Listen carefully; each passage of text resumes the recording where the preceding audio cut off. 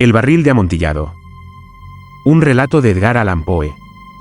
No olvides dar like y suscribir a Página Oscura, es gratis. Si quieres aportar ayuda, haz un supers. Gracias. El barril de amontillado. Lo mejor que pude había soportado las 1000 injurias de Fortunato. Pero cuando llegó el insulto, juré vengarme. Vosotros, que conocéis tan bien la naturaleza de mi carácter, no llegaréis a suponer, no obstante, que pronunciara la menor palabra con respecto a mi propósito. A la larga, yo sería vengado. Este era ya un punto establecido definitivamente. Pero la misma decisión con que lo había resuelto excluía toda idea de peligro por mi parte. No solamente tenía que castigar, sino castigar impunemente. Una injuria queda sin reparar cuando su justo castigo perjudica al vengador. Igualmente queda sin reparación cuando ésta deja de dar a entender a quien le ha agraviado que es el quien se venga. Es preciso entender bien que ni de palabra, ni de obra, di a Fortunato motivo para que sospechara de mi buena voluntad hacia él. Continué, como de costumbre, sonriendo en su presencia, y él no podía advertir que mi sonrisa, entonces, tenía como origen en mí la de arrebatarle la vida. Aquel Fortunato tenía un punto débil, aunque, en otros aspectos, era un hombre digno de toda consideración, y aún de ser temido. Se enorgullecía siempre de ser un entendido en vinos. Pocos italianos tienen el verdadero talento de los catadores. En la mayoría, su entusiasmo se adapta con frecuencia a lo que el tiempo y la ocasión requieren, con objeto de dedicarse a engañar a los millionaires ingleses y austríacos. En pintura y piedras preciosas, Fortunato, como todos sus compatriotas, era un verdadero charlatán, pero en cuanto a vinos añejos, era sincero. Con respecto a esto, yo no difería extraordinariamente de él. También yo era muy experto en lo que se refiere a vinos italianos, y siempre que se me presentaba ocasión compraba gran cantidad de estos. Una tarde, casi al anochecer, en plena locura del carnaval, encontré a mi amigo. Me acogió con excesiva cordialidad, porque había bebido mucho. El buen hombre estaba disfrazado de payaso. Llevaba un traje muy ceñido, un vestido con listas de colores, y coronaba su cabeza con un sombrerillo cónico adornado con cascabeles. Me alegré tanto de verle, que creí no haber estrechado jamás su mano como en aquel momento. Querido Fortunato, le dije en tono jovial, este es un encuentro afortunado. Pero qué buen aspecto tiene usted hoy. El caso es que he recibido un barril de algo que llaman amontillado, y tengo mis dudas. ¿Cómo? Dijo él. ¿Amontillado? ¿Un barril? Imposible. Y en pleno carnaval. Por eso mismo le digo que tengo mis dudas, contesté, e iba a cometer la tontería de pagarlo como si se tratara de un exquisito amontillado, sin consultarle. No había modo de encontrarle a usted, y temía perder la ocasión. Amontillado. Tengo mis dudas. Amontillado.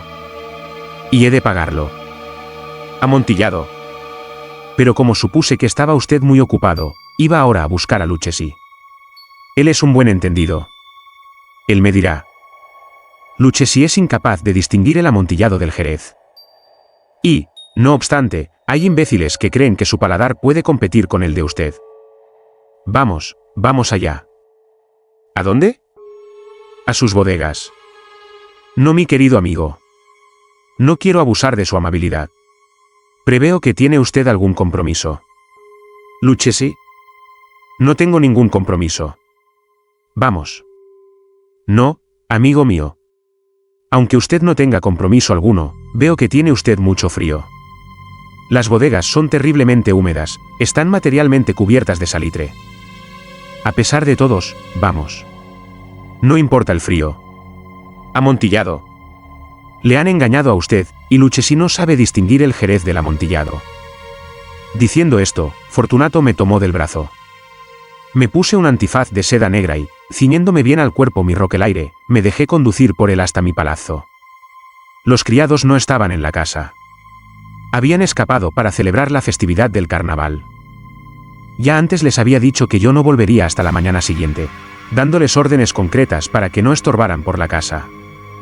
Estas órdenes eran suficientes, de sobra lo sabía yo, para asegurarme la inmediata desaparición de ellos en cuanto volviera a las espaldas. Tomé 2 antorchas de sus hacheros, entregué a Fortunato una de ellas y le guié, haciéndole encorvarse a través de distintos aposentos por el abovedado pasaje que conducía a la bodega. Bajé delante de él una larga y tortuosa escalera, recomendándole que adoptara precauciones al seguirme. Llegamos, por fin, a los últimos peldaños, y nos encontramos, uno frente a otro, sobre el suelo húmedo de las catacumbas de los Montresors. El andar de mi amigo era vacilante, y los cascabeles de su gorro cónico resonaban a cada una de sus zancadas. ¿Y el barril?, preguntó. Está más allá, le contesté. Pero observe usted esos blancos festones que brillan en las paredes de la cueva. Se volvió hacia mí y me miró con sus nubladas pupilas, que destilaban las lágrimas de la embriaguez. ¿Salitre?, me preguntó, por fin. Salitre, le contesté. ¿Hace mucho tiempo que tiene usted esa tos? Ejem. Ejem. Ejem. Ejem. Ejem. Ejem. Ejem. Ejem. A mi pobre amigo le fue imposible contestar hasta pasados unos minutos. No es nada, dijo por último. Venga, le dije enérgicamente. Volvámonos. Su salud es preciosa, amigo mío. Es usted rico, respetado, admirado, querido. Es usted feliz, como yo lo he sido en otro tiempo. No debe usted malograrse. Por lo que me respecta, es distinto. Volvámonos. Podría usted enfermarse y no quiero cargar con esa responsabilidad. Además, cerca de aquí vive Lucchesi. Basta, me dijo. Esta tos carece de importancia. No me matará. No me moriré de tos. Verdad, verdad, le contesté. Realmente, no era mi intención alarmarle sin motivo, pero debe tomar precauciones. Un trago de este Medoc le defenderá de la humedad. Y diciendo esto, rompí el cuello de una botella que se hallaba en una larga fila de otras análogas, tumbadas en el húmedo suelo. Beba, le dije, ofreciéndole el vino. Llevóse la botella a los labios, mirándome de soslayo. Hizo una pausa y me saludó con familiaridad. Los cascabeles sonaron. Bebo, dijo, a la salud de los enterrados que descansan en torno nuestro. Y yo, por la larga vida de usted. De nuevo me tomó de mi brazo y continuamos nuestro camino. Esas cuevas, me dijo, son muy vastas. Los Montresors, le contesté, era una grande y numerosa familia. He olvidado cuáles eran sus armas. Un gran pie de oro en campo de azur. El pie aplasta a una serpiente rampante, cuyos dientes se clavan en el talón. Muy bien, dijo. Brillaba el vino en sus ojos y retiñían los cascabeles. También se caldeó mi fantasía a causa del Medoc. Por entre las murallas formadas por montones de esqueletos, mezclados con barriles y toneles, llegamos a los más profundos recintos de las catacumbas. Me detuve de nuevo, esta vez me atreví a coger a Fortunato de un brazo, más arriba del codo. El salitre, le dije. Vea usted cómo va aumentando. Como si fuera musgo, cuelga de las bóvedas. Ahora estamos bajo el lecho del río. Las gotas de humedad se filtran por entre los huesos. Venga usted. Volvamos antes de que sea muy tarde. ¿Esa tos? No es nada, dijo. Continuemos. Pero primero echemos otro traguito de Medoc. Rompí un frasco de vino de Degrave y se lo ofrecí. Lo vació de un trago. Sus ojos llamearon con ardiente fuego. Se echó a reír y tiró la botella al aire con un ademán que no pude comprender. Le miré sorprendido.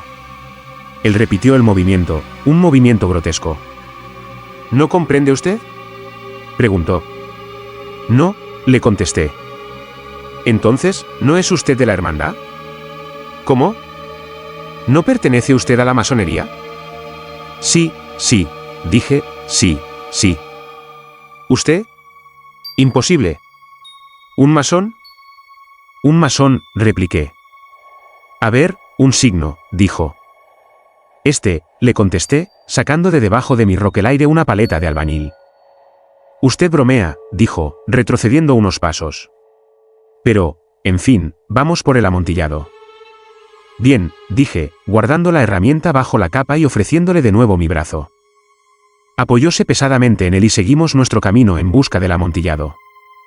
Pasamos por debajo de una serie de bajísimas bóvedas, bajamos, avanzamos luego, descendimos después y llegamos a una profunda cripta, donde la impureza del aire hacía enrojecer más que brillar nuestras antorchas. En lo más apartado de la cripta descubríase otra menos espaciosa. En sus paredes habían sido alineados restos humanos de los que se amontonaban en la cueva de encima de nosotros, tal como en las grandes catacumbas de París.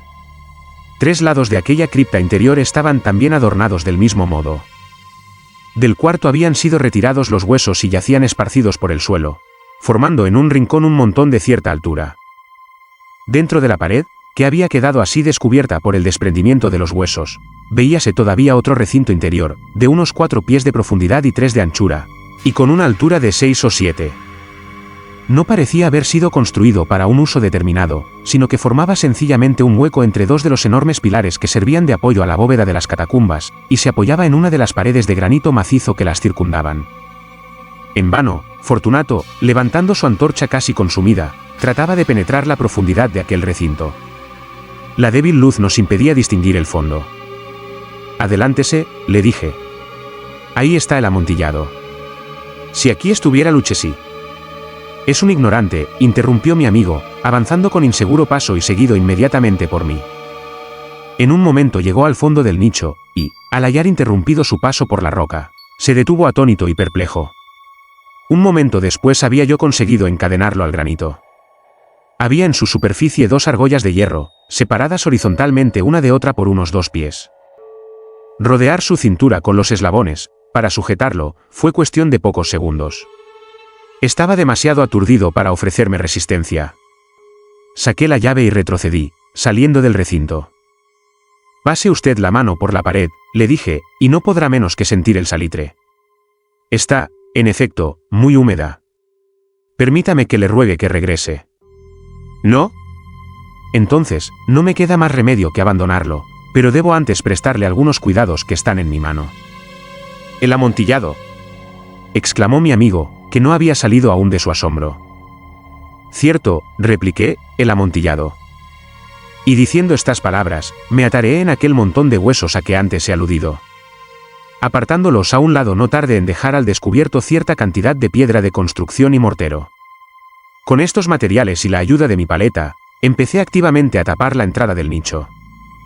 Apenas había colocado al primer trozo de mi obra de albañilería, cuando me di cuenta de que la embriaguez de Fortunato se había disipado en gran parte.